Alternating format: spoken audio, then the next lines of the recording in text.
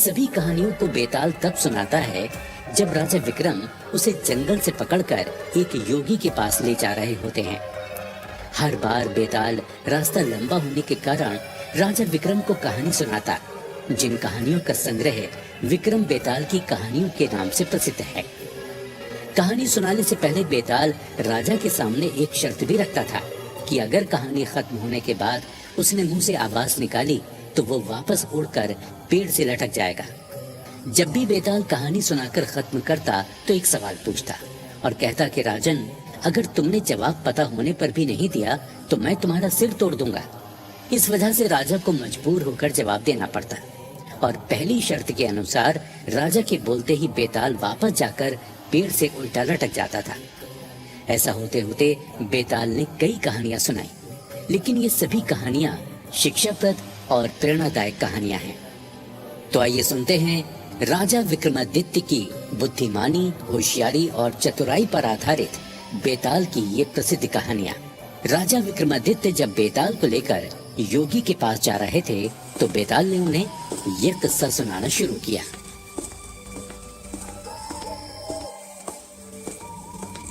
तुझे अपनी शर्त अच्छी तरह याद है राजन? अगर तू रास्ते में बोलेगा तो मैं वापस लौटकर पेड़ पर चढ़ जाऊंगा। लेकिन हाँ, इतना लंबा रास्ता कटेगा कैसे?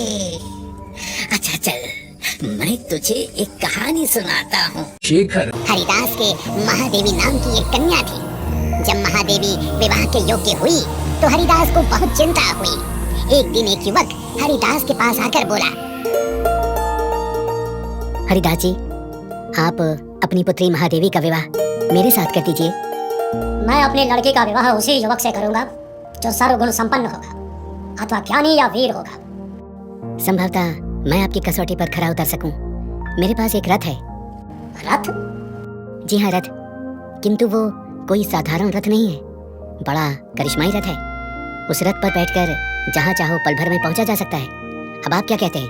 क्या अब आप मेरा विवाह महादेवी के साथ करेंगे? अच्छा, अगर तुम्हारे पास ऐसा चमत्कारी रथ है तो कल रथ को लेकर मेरे महल में आ जाना। मैं तुम्हारा विवाह महादेवी के साथ कर दूंगा।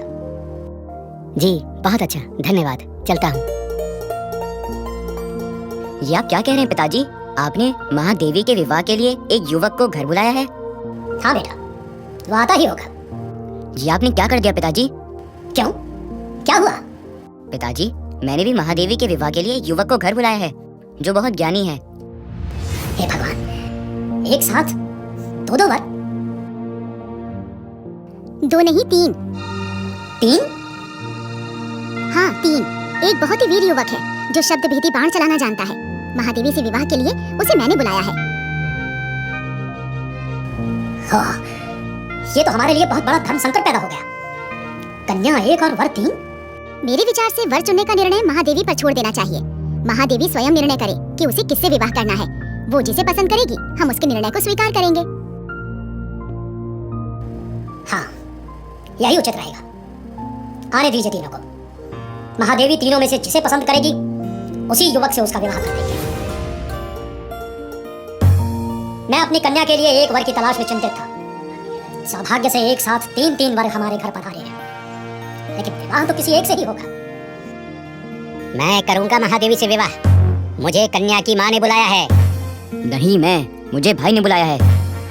नहीं, महादेवी पर केवल मेरा अधिकार है।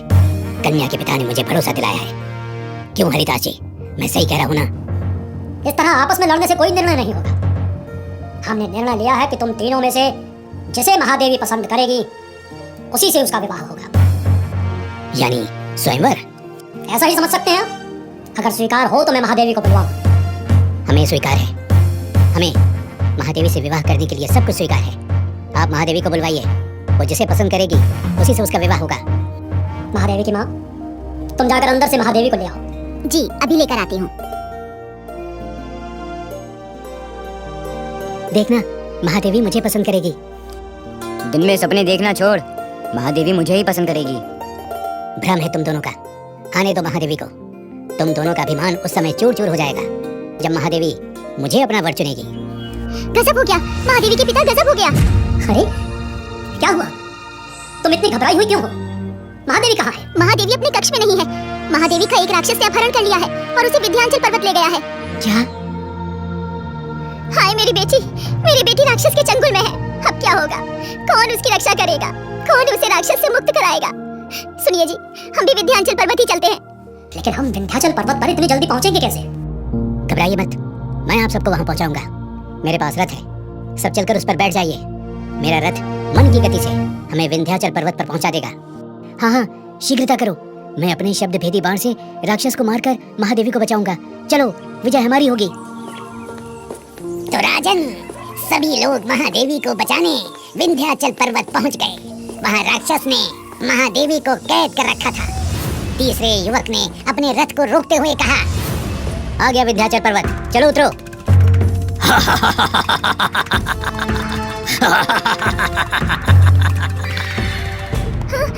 राक्षस, हमारी बेटी को उसने मुट्ठी में जकड़ रखा है। दुष्ट राक्षस, छोड़ दे मेरी बेटी को। उसने तेरा क्या बिगाड़ा है? छोड़ दूं? कदापि नहीं। चले जाओ तुम सब यहाँ से, मैं तुम सबको भी खा जाऊंगा। मैं महादेवी से विवाह करूंगा। पहले मेरे शब्द भेदी बाण से अपने प्राण बचा दुष्ट, उसके बाद महादेवी से विवाह का सपना देखना। ये ले, ये चलाया मैंने अपना शब्द भेदी बाण। अरे, ये बाण तो मेरी ओर ही आ रहा है। अब मैं क्या करूं? इस बाण से कैसे बचूं? एक काम करता हूं, इस कन्या को छोड़कर अपनी जान बचाता हूं। हाँ, यही ठीक रहेगा। माँ बचाओ, माँ, मेरी बेटी।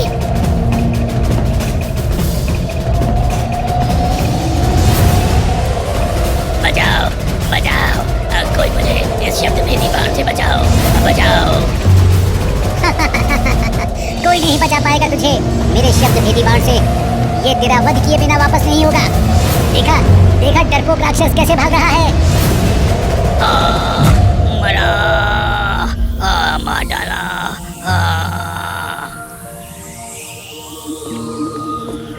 तो राजन, राक्षस तो मर गया, किंतु तीनों महादेवी से विवाह के लिए आपस में लड़ने लगे। ये बताओ, तुम्हारी दृष्टि में महादेवी पर किसका अधिकार होना चाहिए? महादेवी का पता लगाने वाले का, सबको अपने रथ से विंध्याचल पर्वत पहुंचाने वाले का, या फिर राक्षस का वध करने वाले का? परंतु इस प्रश्न का उत्तर जानते हुए भी यदि तुमने उत्तर नहीं दिया तो तुम्हारा सिर टुकड़े टुकड़े हो जाएगा।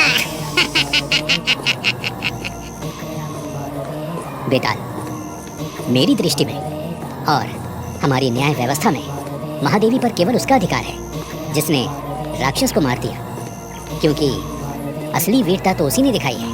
बाकी दोनों ने तो उसकी सहायता भर की है। वाह राजन वाह, एकदम सही उत्तर दिया तुमने, किंतु बीच रास्ते में एक बार फिर से ना बोलने की शर्त भी तोड़ दी। तो अब मैं तुम्हें जा रहा हूँ छोड़कर। मैं चला राजन, मैं चला।